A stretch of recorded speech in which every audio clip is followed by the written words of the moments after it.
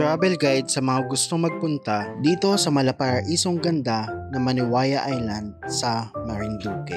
Kung nasa Marinduque kayo at nagbabakasyon, ay hanapin nyo lang ang sakayan ng jeep papuntang Santa Cruz dito sa bayan ng Buak. 60 pesos lang ang pamasahe papunta dito at 45 minutes to 1 hour ang layo. Pagkadating sa Santa Cruz ay magpatid kayo sa tricycle dito sa Boyabod Port. 150 naman ang bayad sa isang biyahe ng tricycle papunta dito. Tapos dito kayo sasakay ng bangka papuntang Maniwaya Island. 150 each naman ang bayad sa bangka papunta dito sa Maniwaya Island.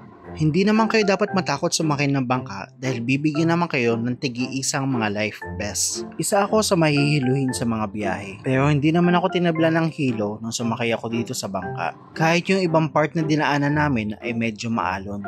Advice nga pala na kapag pupunta kayo dito ay magdala na kayo ng mga pagkain nyo dahil medyo may kamahalan ng mga pagkain dito. At sa ilang minuto nga namin na pag-stay sa bangka ay naabot na namin itong Maniwaya Island. Wala nga kaming alam na tutuluyan dito, pero sabi ng mga kasama namin, sikat daw dito yung Wawis Beach Resort. Walking distance lang to mula doon sa binabaan namin. Pero sulit naman dahil mapipil mo talaga sa resort nila na nasa Maniwaya Island ka na. Maganda din magpalipad dito ng drone dahil hindi naman siya gaano mahangin. Sa Maniwaya Island nga pala ay may ecological fee sila na 50 pesos. At another 50 pesos naman sa Wawis Beach Resort bilang entrance fee. Yung room nga pala na nakuha namin ay nagkakahalaga ng 4K na good for 6 packs. May air condition kasi to at saka may sariling CR kaya medyo mahal. Pero meron naman na tig to 2K or 2.5. Or kung may sarili kang tent ay 300 naman ang pagpapalagay.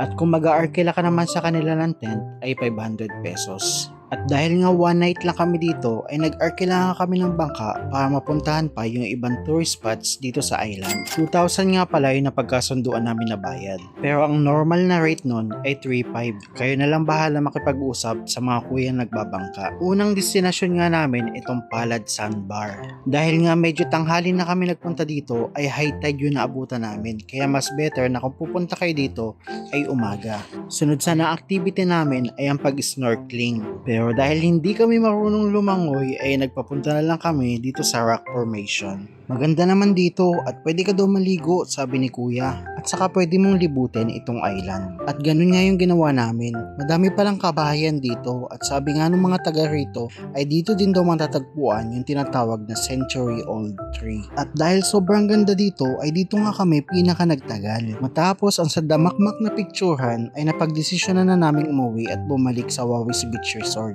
Birthday ko nga din pala to kaya dito na din ako nag-celebrate. Happy birthday to you. Dahil nga wala kaming baon ay nagpaluto na lang kami for only 240 pesos per person. At nung 8 PM nga ay nagkaroon ng fire dance. Oh